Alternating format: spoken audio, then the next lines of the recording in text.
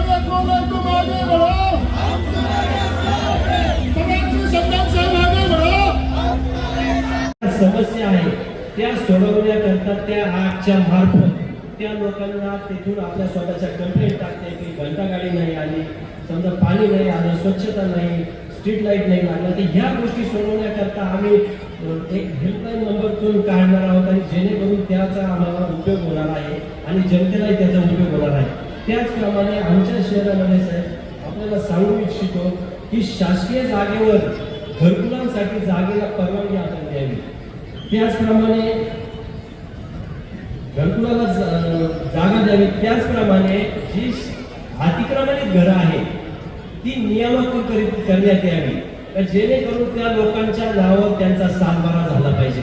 ही आमची आज मुख्य मागणी आहे आणि ते मागणी ऐकण्याकरिता आज आमच्या सगळ्या माता भगिनी इथं आलेल्या आहेत. ज्या दिवशी आपले लाडके मुख्यमंत्री आदरणीय फडणवीस साहेब आले होते त्यांनी त्याच दिवशी शब्द दिला होता की माझ्या भगिनीने जोपर्यंत मी पदावर आहे तोपर्यंत लाडक्या बहिणीचे पैसे मिळणार आहे. ही मोठी गोष्ट केली होती.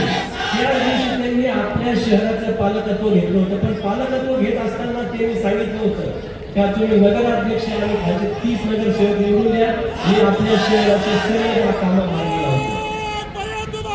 हे करत असताना आमचे उमेदवार वेगवेगळ्या प्रकारचे आमच्यावर आरोप करतात का तर त्यांना आरोप करण्यासाठी कोणत्याही प्रकारचे विषय आमच्यावर नाही. त्यामुळे मी समोरच्या उमेदवारांना नगराध्यक्षाच्या उमेदवारांना विचारू शकतो का गेल्या 25 वर्षात आपण शहरात काय काम केलं, कुठं दिसले तरी का?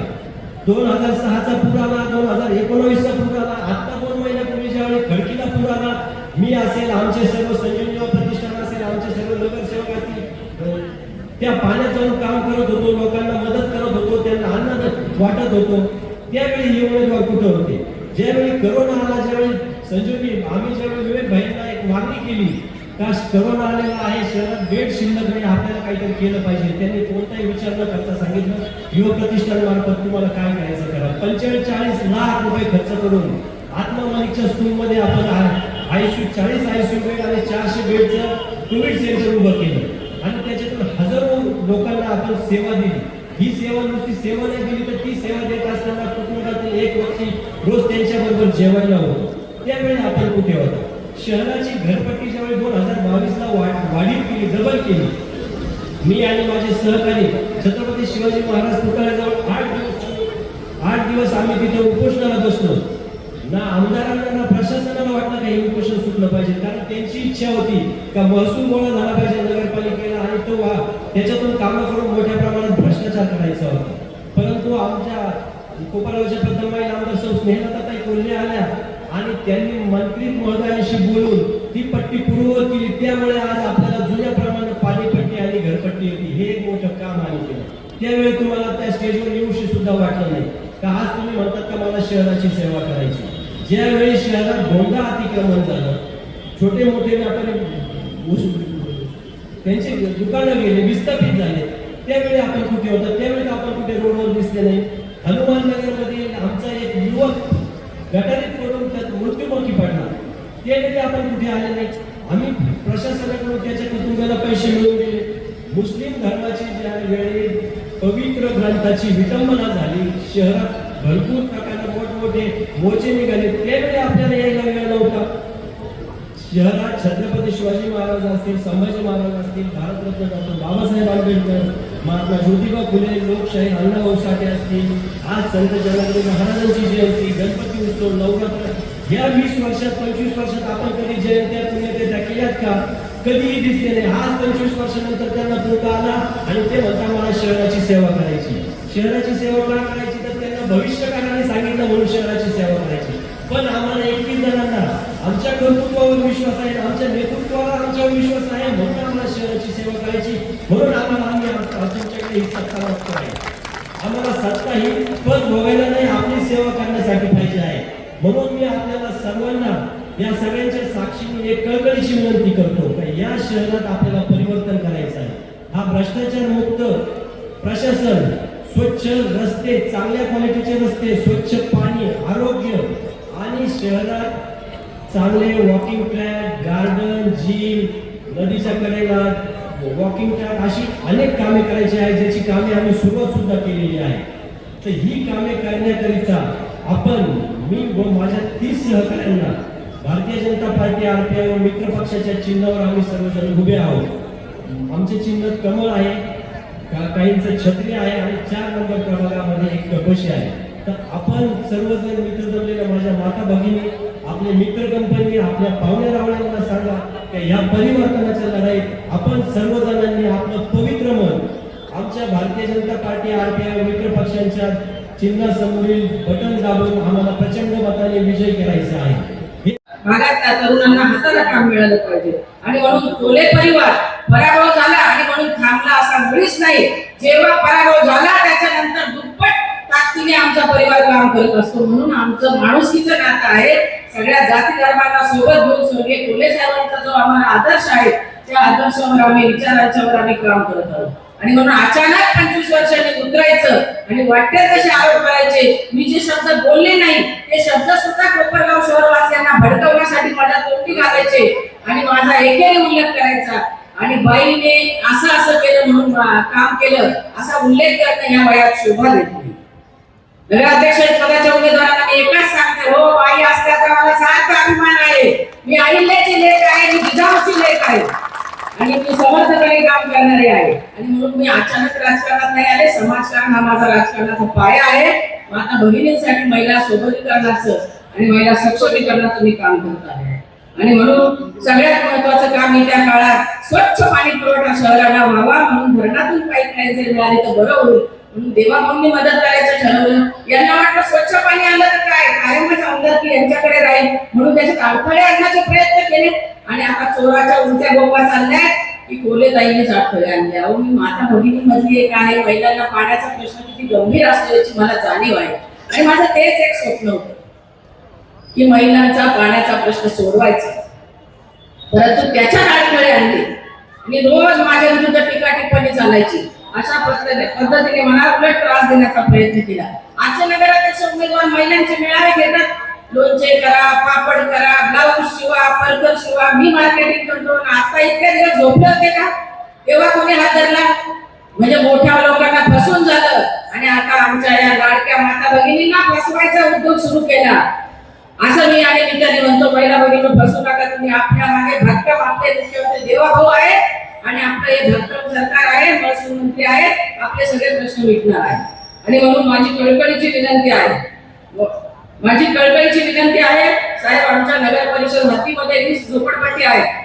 हनुमान नगर, दत्त नगर, महादेव नगर, गोरोबा नगर, गजानन नगर, लिंबारा मैदान, गांधीनगर, टिळक नगर, संजय नगर, सुभाष नगर, साई नगर, येवला रोड, लक्ष्मी नगर, खडकी, जिजामाता उद्यान, टाकी नाका पाठीमागची बाजू आहे, कोपरगाव बेट अशा अनेक ठिकाणी आमच्या या शासकीय जमिनीवर साधारणपणे शहरातील 5570 कुटुंब अतिक्रमणात आहेत. ते कायमस्वरूपीला सावळा गोंधळ आणि नगरपालिकेत आपण जी घरपट्टी आणि पाणीपट्टी भरतो त्याची उधळपट्टी झाली. साहेब आमदारांचे पीए जेलमध्ये आहे, जेलमध्ये अशी परिस्थिती आहे. आणि म्हणून वाटेल तशा बैठका घ्यायच्या, वाटेल तशा टीका करायच्या.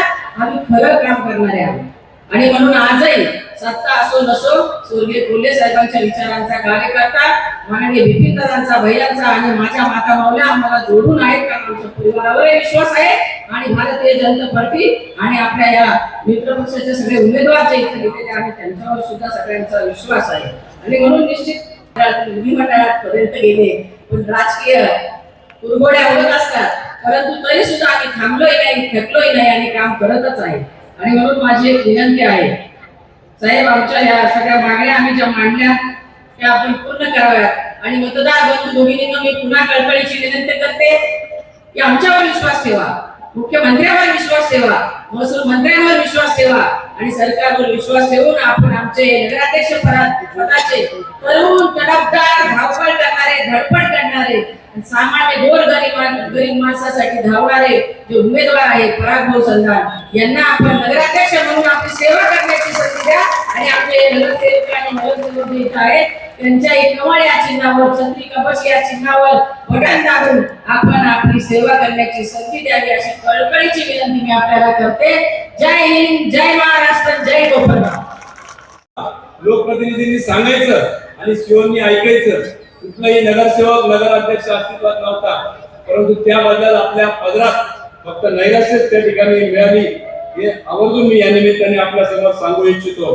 खरं तर ही कार्यकर्त्यांची निवडणूक आहे आणि 9 वर्ष झाले आपण कार्यकर्त्यांच्या निवडणुकीमध्ये. साहेब, भारतीय जनता पार्टीला 9 वर्षापूर्वी आमच्या कार्यकर्त्यांनी निवडणूक हातात घेतलेली आहे.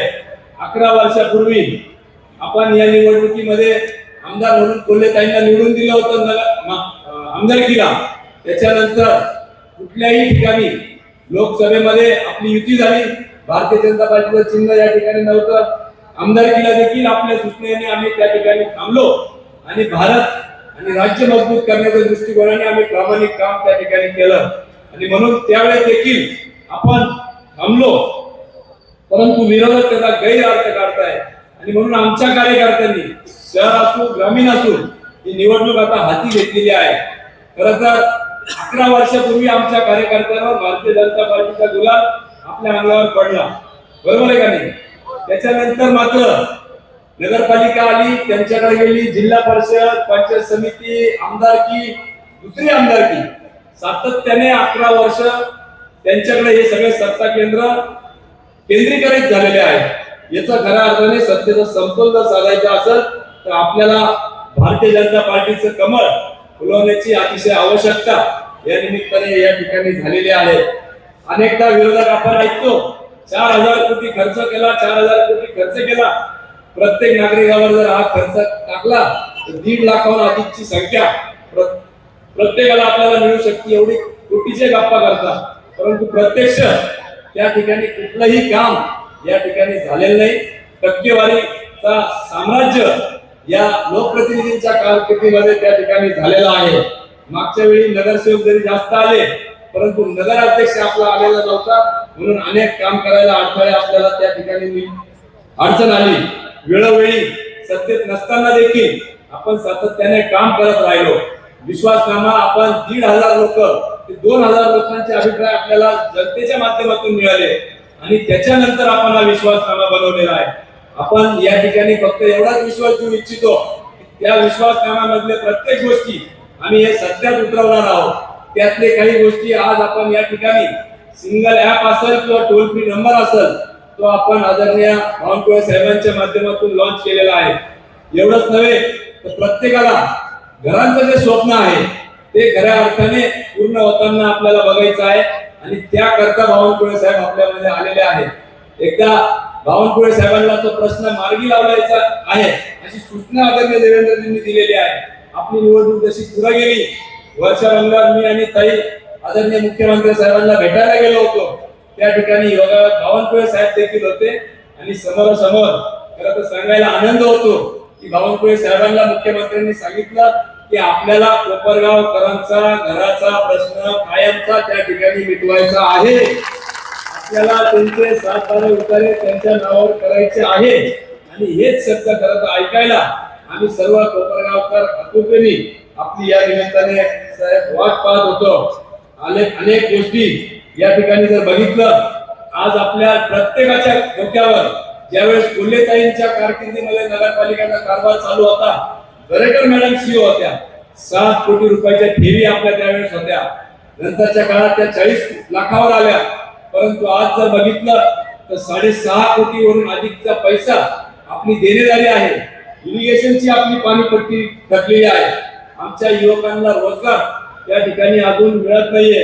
खरं तर नगरपालिकेचा जरी हा साहेब विषय नसला तरी सातत्याने समृद्धी महामार्ग गेल्यावर या ठिकाणी स्मार्ट सिटी आली होती त्यांच्या कालखंडामध्ये. आजही मी नागरिकांना विनंती करत की आपण युट्यूबवर जा, सर्च करा. याच विद्यमान लोकप्रतिनिधींनी त्यावेळेस विरोध केला आणि ती हक्काची आपली स्मार्ट सिटी 5,000 एकरावर शिर्डी आणि कोपरगावच्या मध्ये येणार होती. 15,000 अधिकच्या युवकांना आपल्याला नोकऱ्या मिळणार होत्या. त्याचबरोबर इतरही लोकांना सेंट्रिंग काम असेल, फळ विक्रेते असेल, टॅक्सीवाले असतील, रिक्षावाले असतील, सगळ्यांना जे काही हातावरचे पोट भरतात त्या सगळ्यांना त्या ठिकाणी काम मिळालं असतं. परंतु फक्त स्वतःचा राजकीय स्वार्थापोटी त्या ठिकाणी आमदारांनी मोठ्या प्रमाणात विरोध केला, निदर्शनं केले. एवढंच नव्हे तर हायकोर्टात गेले आणि आपली इतकी स्मार्ट सिटी घालून शेजारच्या तालुक्यामध्ये गेली. परंतु मागच्या वेळेस आदरणीय देवेंद्रजी फडणवीस साहेबांना आपण विनंती केली की स्मार्ट सिटी सुद्धा लवकरच त्या ठिकाणी ते मार्गी लावणार आहे असा शब्द आपल्याला त्यांनी दिलेला आहे. त्यानंतर आपण संजीवनी युवा प्रतिष्ठानच्या माध्यमातून आमचे युवा सेवक या ठिकाणी उपस्थित आहेत. हजारोंच्या सह्या घेऊन आम्ही साहेब निवेदन दिलं होतं आणि त्याची पूर्तता देखील आदरणीय देवेंद्रजींनी केली. महसूल विभागाची ती जागा होती आणि आज शिर्डी कोपरगाव या दोन्ही मध्ये 250 एकराचं क्षेत्रफळ महामंडळाचं मार्गी लावून त्या ठिकाणी MIDC झालेली आहे. आमची एवढीच विनंती आहे साहेब की ते MIDC ला शिर्डी कोपरगाव MIDC म्हणून त्या ठिकाणी संबोधित केला गेला पाहिजे, जेणेकरून आमच्याही कोपरगावच्या युवकांना त्या ठिकाणी रोजगार मिळेल आणि आमचाही हक्क अबाधित राहील. मी देखील या ठिकाणी कोपरगाव औद्योगिक वसाहतीचा चेअरमन म्हणून कामकाज करतो साहेब. आपल्याकडे त्याची विनंती, त्याची फाईल आपल्याकडे आहे. 45 एकरचं क्षेत्र त्या ठिकाणी आम्ही मागणी केलेली अतिरिक्त, ज्याच्याने देखील हजारो युवकांना रोजगार आपल्याला मिळू शकतो आणि आमच्या युवकांना हाताला काम मिळेल. असे अनेक प्रश्न खरं तर या ठिकाणी मला आपल्या समोर मांडायचे आहे, परंतु विश्वासनाम्याच्या माध्यमातून, कॉर्नर सभेच्या माध्यमातून योग्य वेळी आपल्या समोर ते मांडलेले आहे. खरं तर आमचे ग्रामीण भागातला एक प्रश्न आहे साहेब, तिथे अतिक्रमणाचं घरकुल नियमन करायचे, तो देखील आपण आपल्या स्तरावर जर मिटवला तर निश्चितपणे त्याचा फायदा कोपरगाव तालुक्यातील जनतेला होईल. त्याचप्रमाणे पश्चिमेचं पाणी पूर्वेकडं हा ऐतिहासिक प्रकल्प देवेंद्रजींनी हाती घेतलेला आहे, परंतु त्याला जर गती मिळाली तर आमच्या या कोपरगावच्या बाजारपेठेत देखील त्या ठिकाणी आम्हाला चांगलं काम होईल. ट्रक टर्मिनलची आताच आम्ही आपल्याकडे माहिती घेतली आहे. शासकीय जागेवरील घरनियमन करणं, नगर परिषदेचे हद्दीतील खरं तर 20 झोपडपट्टी असून हनुमाननगर असेल, आमचे हनुमाननगरचे लोक आहे का हातवरती करा, हनुमाननगर असेल, दत्तनगर असेल, महादेवनगर असेल, 1 व 2 गोरबानगर असेल, गजानन नगर असेल, लिंबारा मैदान असेल, गांधीनगर असेल, एसटी विद्यालय गांधीनगरचं इंडोर गेम हॉल असेल, टिळक नगर असेल, संजय नगर, सुभाषनगर 1 व 2, लक्ष्मीनगर, साईनगर, येवला रोड, खडकी, जिजामाता उद्यान, दत्तपार्क, टाकळी नगर, हे सगळेच परिसर आमचे उतारे साहेब नावावर झाले नाहीये. परत एकदा मी आमच्या महिला भगिनींना हात वरती करून आपण विनंती करूया की साहेब तेवढे उतारे आमच्या नावावर आज आपण या ठिकाणी आम्हाला आश्वासित करून जा, जेणेकरून आम्हाला आमचं स्वप्नपूर्ती त्या ठिकाणी होईल हीच अपेक्षा या निमित्ताने व्यक्त करतो. आणि माझं खरं तर जाता जाता विरोधकांनी खूप टीका केली, परंतु मला सूचना आली की आपण आज टीकात्मक भाषण करू नये, आपण विकासावर ही निवडणूक नेलेली आहे आणि म्हणून विकासात डोळ्यासमोर ठेवून आपण या निवडणुकीकडे बघतो आहे. वेगवेगळे उपक्रम, पाणी आलं नाही तर तुम्हाला बिल नाही, विश्वासनाम्यामध्ये आमच्या देवेंद्रजी फडणवीस साहेबांनी सांगितलेले जे विश्वास त्यांनी दिलेले आहे ते पूर्ण करण्याची जबाबदारी त्यांनी घेतलेली आहे. आमच्या महिला भगिनींनी विश्वासनामा वाचला का माहित नाही, त्यामध्ये आदरणीय ताईंच्या आग्रहास्तव आपण टाकलेलं आहे की ज्या ज्या महिलांच्या नावाने घरकुला आहे, घर आहे, त्यांची 50% घरपट्टी आणि पाणीपट्टी माफ करण्याचा निर्णय आपण विश्वासनाम्यामध्ये घेतलेला आहे. महिला भगिनी गेल्यावर आपापल्या घरी सांगायचंय की लवकर पटापटा घर नावावर करा, म्हणजे आपल्याला 50% पाणीपट्टी आणि घरपट्टी माफ होईल. त्याचप्रमाणे नगरपालिकेच्या शाळेमध्ये ज्यांचे पाल्य त्या ठिकाणी शिकत आहे त्यांचं देखील 20% घरपट्टी आणि पाणीपट्टी माफ करण्याचा निर्णय आपण या विश्वासनाम्यामध्ये घेतलेला आहे. अशा अनेक गोष्टी आपण या विश्वासनाम्यामध्ये घेतलेल्या आहेत.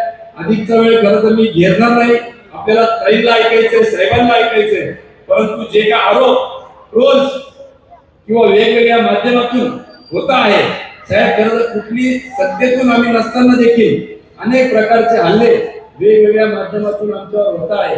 सत्तेमध्ये जाऊ न देण्यासाठी अनेक शक्ती त्या ठिकाणी काम करत आहे. आदरणीय देशाचे गृहमंत्री अमित भाई शाह साहेब आले, मुख्यमंत्री आले, उपमुख्यमंत्री आले आणि हे सगळा आमचा तो मोठा कार्यक्रम बघून अनेकांच्या वया खरं तर त्या ठिकाणी उंचावल्या आणि म्हणून तालुक्यातील अनेक हात पुढे सरसवलेले आहेत की कशा पद्धतीने आपल्याला या कमळ चिन्हाला सत्तेमध्ये जाऊ द्यायचं नाहीये. म्हणून आमची आपल्याला विनंती राहील की आपण आम्हाला आज सगळे आमचे आश्वासित करून आम्हाला त्या ठिकाणी जावं आणि विरोधकांना जाता जाता खरं तर एवढंच सांगतो की तुम लाख कोशिश करो मुझे बदनाम करने की, तुम लाख कोशिश करो मुझे बदनाम करने की, मैं जब दिख रहा हूँ दुगनी रफ्तार से दिख रहा हूँ, मैं जब दिख रहा हूँ दुगनी रफ्तार से दिख रहा हूँ.